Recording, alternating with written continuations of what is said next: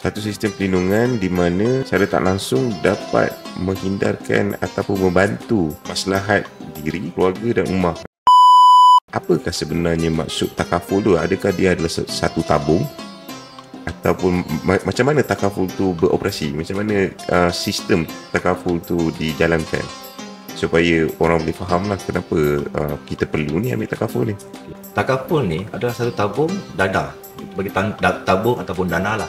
Yang mana pencarum meletakkan atau menyumbang, menyumbangkan duit ataupun dana ke dalam satu tabung, yang mana tabung ni diletakkan, dan apabila berlakunya apa-apa masalah atau musibat kepada pencarum, dengan adanya duit di dana ini, dia akan disalurkan kepada orang-orang yang berhak untuk mendapat rampasan tersebut.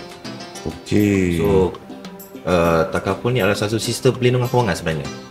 Satu sistem perlindungan di mana secara tak langsung dapat menghindarkan ataupun membantu maslahat diri, keluarga dan ummah. Betul? Setuju. Okey.